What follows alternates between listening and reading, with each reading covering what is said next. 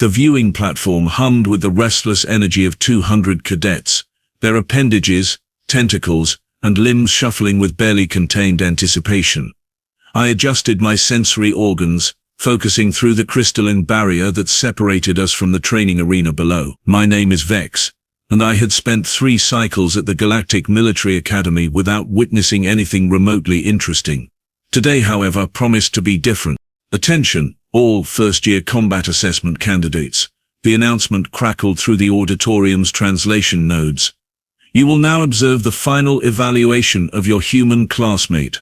A collective groan rippled through the assembled cadets. Humans, the galaxy's newest addition to the interstellar community, and frankly the most disappointing one yet. They had arrived with such fanfare 5 years ago, all enthusiasm and bright eyes, talking about their achievements on their little backwater planet.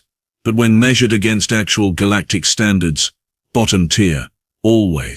My friend Kraft, a Bulgarian with 6 eyes and an unfortunate habit of stating the obvious, leaned closer. Is this the same human who scored 47th out of 47 in atmospheric combat? That would be the one, I confirmed, watching as the arena doors slid open below. Her name is, let me check my datapad, Maya Torres. The human emerged into the arena, and I had to suppress what my species considers laughter. She stood barely taller than a juvenile Tarkosian, with pale skin that looked like it would tear if you breathed on it too hard. Her hair, an unremarkable brown color, was pulled back into some kind of binding. She wore the standard-issue training suit, which somehow managed to look baggy on her despite being supposedly form-fitting. She looks like she would blow away in a light breeze, Krath observed helpfully. She probably would, agreed Xena, a Phaladian warrior caste member who sat on my other side. Xena had scored 3rd in our year, and she enjoyed reminding everyone about it. I heard she failed the strength assessment 3 times. 4 times, someone corrected from behind us. The human, Maya, walked to the center of the arena with what I assumed was confidence but looked more like stubborn determination.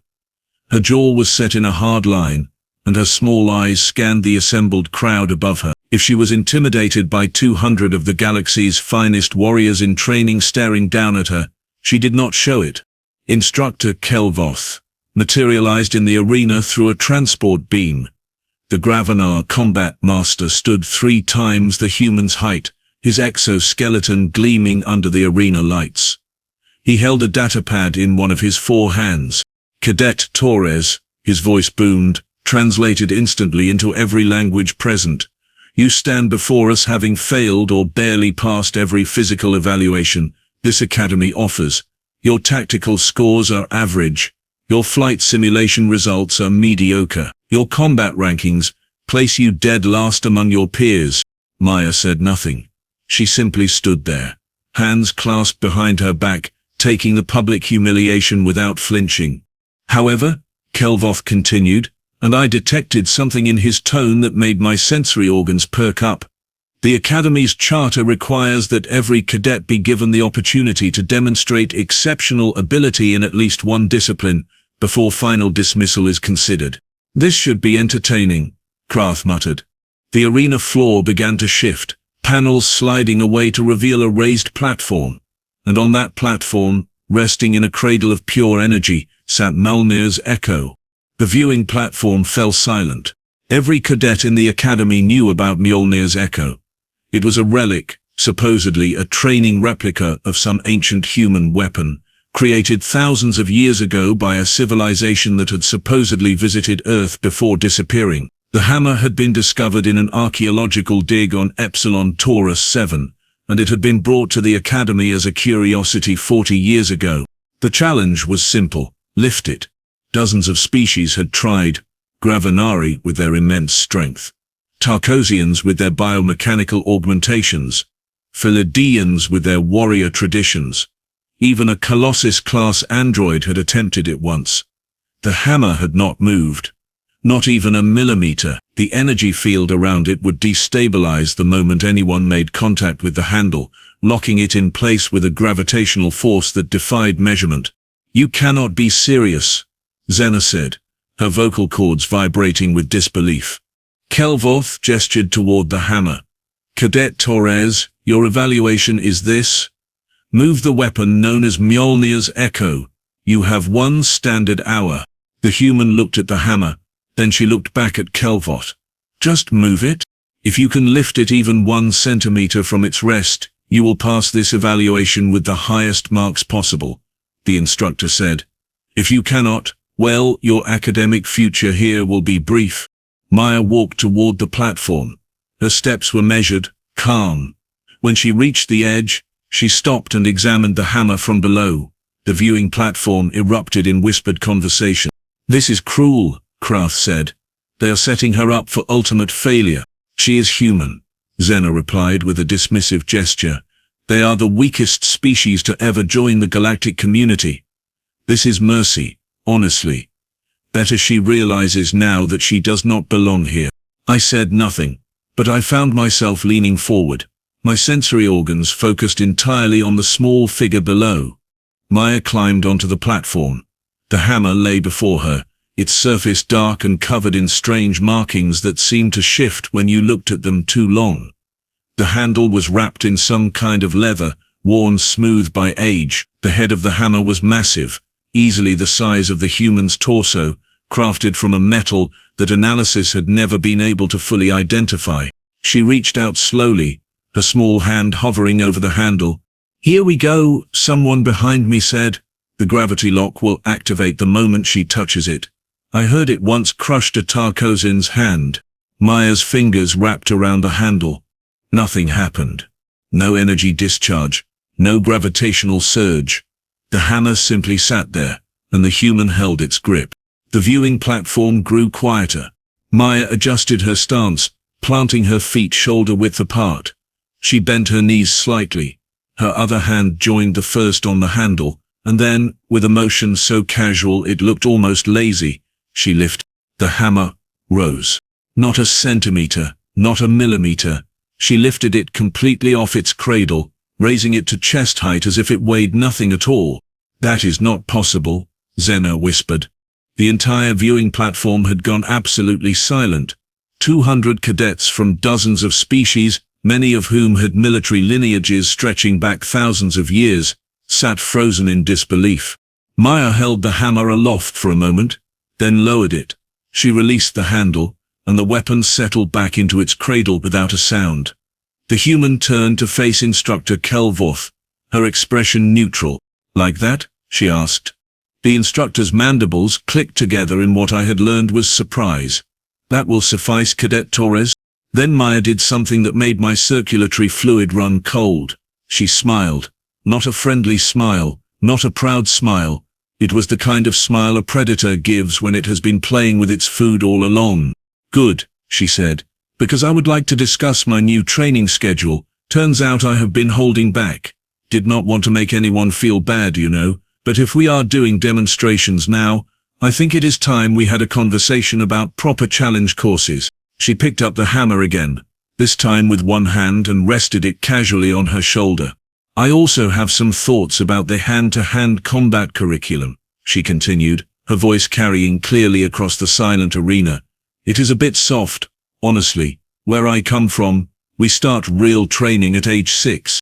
Kelvoth's exoskeleton plates shifted. Cadet Torres, are you suggesting that you have been deliberately underperforming? Suggesting? Maya laughed, and the sound echoed off the arena walls. Instructor, I failed the strength assessment 4 times because I was trying to figure out what baseline you expected. I barely passed flight simulation because your ships handle like cargo freighters compared to what I learned on, and combat rankings. She hefted the hammer slightly. I was ranked lowest because I was not trying to hurt anyone. The human began walking toward the arena exit, still carrying the hammer that no one else in galactic history had been able to budge. I am done playing weak, she called back over her shoulder. If this academy wants to see what humans can actually do when we stop being polite, well, that sounds like fun. The door slid shut behind her, leaving Instructor Kelvoth standing alone in the arena. The viewing platform erupted into chaos. Krath turned to me, all 6 of his eyes wide. Did that just happen? I think, I said slowly, my mind racing, we have made a terrible mistake about humans. Xena had gone completely pale, her warrior composure shattered. She was holding back. This entire time, I thought about every interaction I had ever had with the human cadets. Their constant apologies, their careful movements in the corridors, the way they always seemed to be consciously making themselves smaller, less threatening. I had attributed it to weakness. What if it had been restraint? Attention all cadets. The announcement system crackled to life. Due to unforeseen circumstances, tomorrow's combat tournament bracket has been reorganized. Maya Torres will now face all challengers in open exhibition matches. Attendance is mandatory. The viewing platform began to empty, cadets filing out in stunned silence. But I remained seated, staring at the empty arena below, at the cradle where Mjolnir's echo had sat undisturbed for 40 years. Kraft paused at the exit. "Are you coming?" "In a moment," I replied. I pulled up my datapad and began searching through the Academy's historical records. Specifically, I looked for information about Earth and human history. What I found made my sensory organs retract in instinctive fear. Humans had fought wars, constantly, for their entire recorded history. They had survived ice ages, plagues, extinction events, and had somehow turned each disaster into an opportunity to become more resilient. Their planet had predators everywhere, from microscopic organisms to massive creatures that could kill with a single bite, and humans had not just survived, but had become the apex predator themselves. They had reached space despite lacking any natural advantages: no armored hides, no enhanced strength, no telepathic abilities, just stubbornness, creativity, and an apparently limitless capacity for violence when necessary. And we had been judging them by our standards. We had assumed that because they did not immediately demonstrate superiority, they were inferior. I closed my datapad and stood, making my way toward the exit. Tomorrow was going to be very interesting indeed, and I suspected that Maya Torres was about to teach the entire Galactic Military Academy a lesson about underestimating humans. A lesson we would not soon forget. The combat arena at dawn held a different energy than it had the previous day. I arrived early, claiming a front-row position on the viewing platform, and watched as the space gradually filled with what seemed like every cadet, instructor, and staff member the Academy employed. Word had spread faster than a supernova pulse. Kraft squeezed in beside me, his breathing apparatus working overtime from hurrying. "I spoke to a human last night, one of the other 3 in our year." "And?" I prompted. He just smiled at me. That same smile Maya gave yesterday. Then he asked if I had ever heard of something called mixed martial arts, Navy SEAL training, or Krav Maga. Kraft's eyes blinked in sequence, a sign of deep distress. I looked them up. Vex, humans have dozens of combat systems. Dozens. Most species have 1, maybe 2 traditional fighting styles. Humans have created hundreds, and they teach them to civilians for recreation. "Recreation," I repeated flatly. "For fun," Kraft confirmed. "They fight each other for entertainment." The arena doors opened, and a hush fell over the crowd. Maya entered, but she was not alone. The other 3 human cadets walked with her, and behind them came Instructor Kelvorth and Academy Commandant Torres, a Valendri whose strategic brilliance was legendary. Maya still wore the standard training suit, but something about her posture had changed. Yesterday she had moved with careful constraint. Today she walked like a soldier who had just been given permission to remove the safety lock from her weapons. Commandant Thoris's voice boomed across the arena. "What you witnessed yesterday was unprecedented.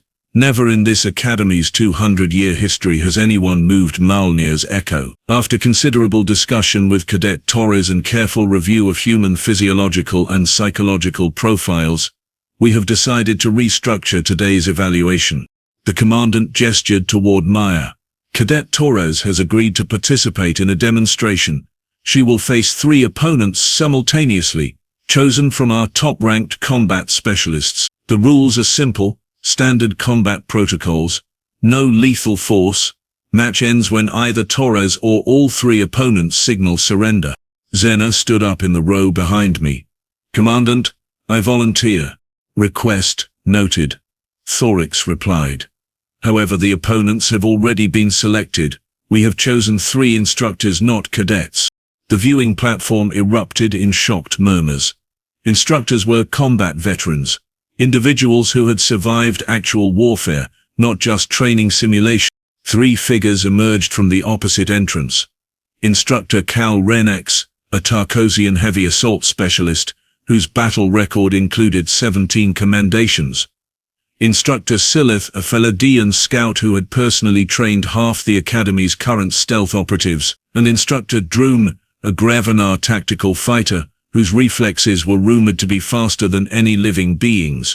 Maya looked at them and stretched her arms above her head, rolling her shoulders. The gesture looked almost bored. Before we begin, Maya said, her voice carrying clearly, I want to make something clear. Yesterday I said I had been holding back. That was true, but I need you all to understand why. She walked to the center of the arena, the 3 instructors spreading out to flank her in a standard triangular assault formation. Humans did not evolve on a paradise world, Maya continued. Earth is classified as a Class 7 death world by your own xenobiology standards. Everything on our planet either wants to eat us, poison us, or crush us. We developed persistence hunting, which means we literally chase prey until it dies of exhaustion. Our ancestors threw rocks so accurately they could kill from 50 meters away. We domesticated wolves, turning apex predators into pets, and then we bred them into hundreds of specialized forms. Cal Renex shifted his weight, clearly eager to begin, but Maya kept talking. We have a saying on Earth. The lion does not concern itself with the opinions of sheep. But here is the thing about that saying. It is wrong.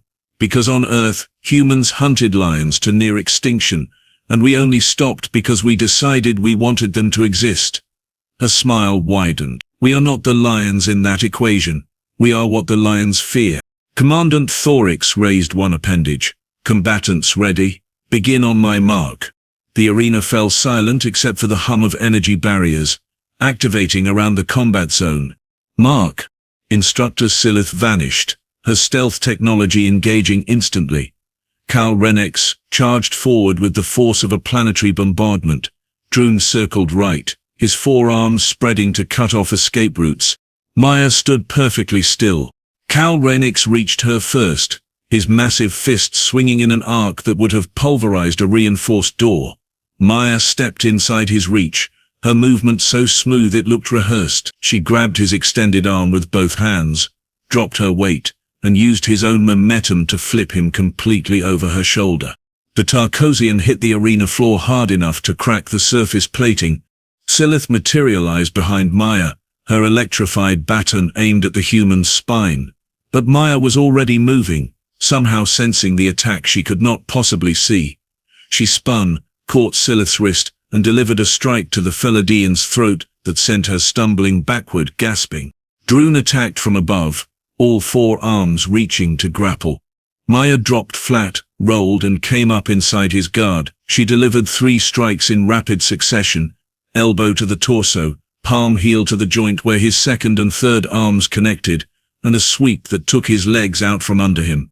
7 seconds had elapsed since the match began. Get up, Maya said calmly. That was the warm-up.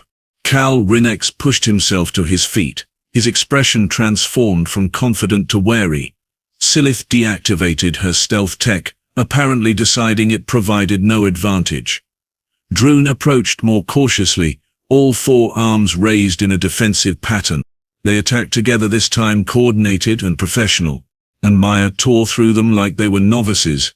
She moved with a fluidity that defied biology, her small frame seeming to occupy multiple spaces simultaneously. When Cal Renex threw a punch, she was not there. When Silith attempted a joint lock, Maya countered so fast the instructor found herself on the ground before she understood what happened. When Drune tried to use his reach advantage, Maya closed the distance faster than his neural synapses could process, delivering strikes to pressure points I did not know existed. She is not even breathing hard, Krath whispered beside me. He was right. Maya fought 3 combat instructors simultaneously, and she looked like she was taking a leisurely walk. Cal Renex attempted a desperate tackle. Maya sidestepped, grabbed his head with both hands as he passed, and used his momentum to slam him face first into the arena floor. The instructor did not get up. Silith came in low, attempting a leg sweep. Maya jumped, her knees coming up to her chest, and landed on Silith's extended leg. The Palladian screamed as something popped. Maya kicked off, flipped backward, and landed in a crouch. Only Droon remained standing. His forearms trembled slightly, a physiological response to stress that his species rarely displayed. "Surrender," Maya said. Not a taunt, not mockery, a simple statement of fact. "I am a decorated combat instructor," Droon replied, his pride audible. "I do not surrender to cadets." Maya nodded. "I respect that." She moved. I cannot adequately describe the sequence of events that followed. My sensory organs could track individual moments, but the totality of the assault was beyond my processing capability. Maya became a storm of controlled violence, every movement precise, every strike calculated. She dismantled Droon's defense in less than 3 seconds, and left him unconscious on the arena floor. Silence gripped the viewing platform. Maya walked to the center of the arena, surrounded by 3 defeated instructors. She turned slowly, making eye contact with sections of the crowd. "I held back because my instructors told me to," she said. "Before we left Earth we were briefed extensively. Make friends," they said. "Do not intimidate. Show them humans are team players, not threats." So I failed tests, on purpose. I made myself small. I apologized constantly. I pretended to struggle with things I learned when I was 10 years old. She gestured at the fallen instructors, medical personnel already rushing to assist them. "This is me at about 40% capability," Maya continued. "I am not enhanced. I am not genetically modified. I am not even particularly special by human standards. I am just a soldier who trained hard and took this seriously." Commandant Torres descended into the arena via transport beam. The Valendry's sensory cluster pulsed with colors I had learned indicated deep thought. "Cadet Torres," the commandant said slowly. "Are you telling me that all 4 human cadets have been deliberately underperforming?" Maya looked at her fellow humans, who stood at the arena's edge. They nodded in unison. "Yes, sir," Maya confirmed. "We were following diplomatic protocols, but after yesterday, I contacted Earth Command.